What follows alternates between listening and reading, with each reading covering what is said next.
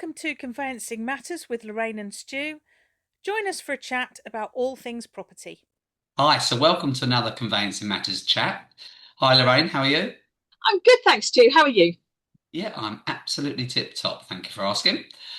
So today we're gonna have a quick chat, aren't we? We thought we'd jump on camera and have a quick chat about the decision that's come out over the last few days regarding AML and potential regulation of it. Yeah, absolutely, Stu. So the government, I took everybody by surprise, Yeah, including the SRA, by announcing that the Financial Conduct Authority is going to take over responsibility for supervising, anti-money laundering activities in relation to law firms, and fundamentally, they're taking that function away from all of the regulators, and specifically of concern to us, of course, the CLC for you and the SRA for me. yeah. So, a big announcement, Stu. Yeah, massive. I think the devil in the details is taking away potential here because I think rather than take away, I think practically it's going to be in addition.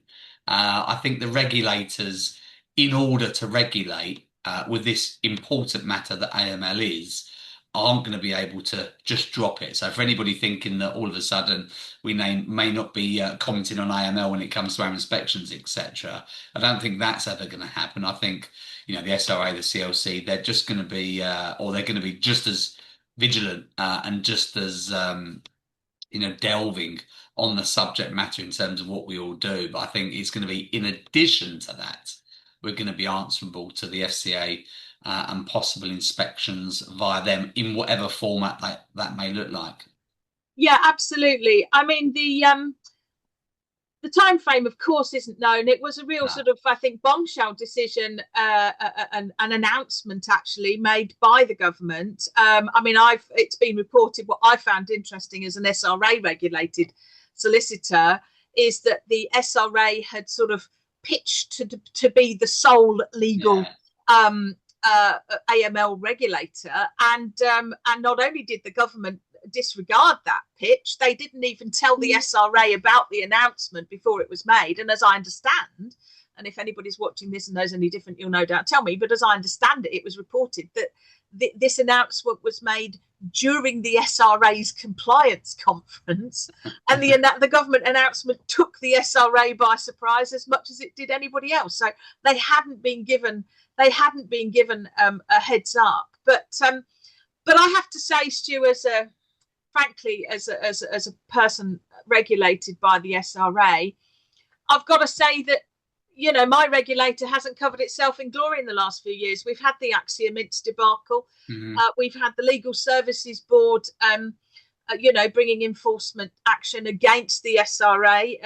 The LSB, I quote, is initiating enforcement action.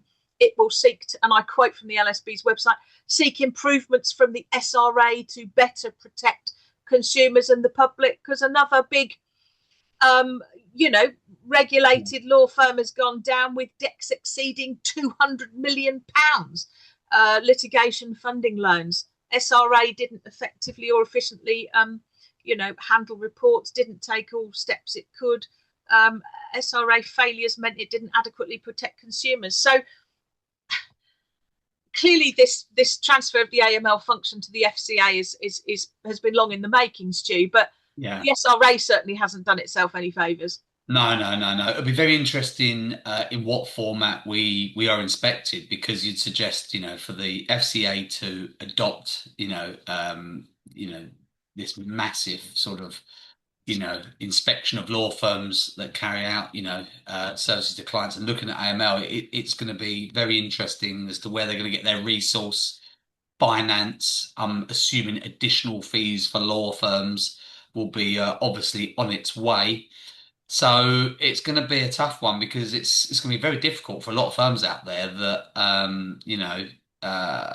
pay lots of money to our regulators, lots of money for Christ knows what now, and now on top of it, we're going to have to be paying yet another fee for something that ironically has probably already been done. So we're actually going to be paying twice Yeah. for the same thing. Whether the FCA are going to have capacity and resource to actually come into law firms. I'd be interested to see what people think about that, because I'm not sure whether that will be the case or whether it'll be some kind of online platform with a whole host of questions that maybe we have to complete. I don't know, but yeah, as you say, there's no set time as to when this is going to be implemented, and I think it's dependent on sort of Parliament busyness. So it will be interesting, yeah. Yeah, the Treasury's putting out a consultation on the powers the supervisor should have next month. So undoubtedly, that is something that firms should be contributing to, whatever the size of the firm. I mean, the sad thing is that you often find when I look at these consultations, it's often only the bigger firms that are seen to contribute and have their voice heard, because they're the ones that are big enough with the resources to contribute.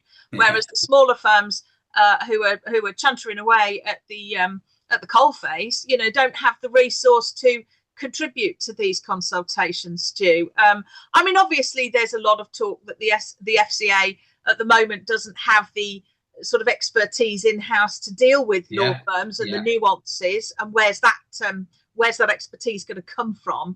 And I think you're absolutely right. It's going to come down to money.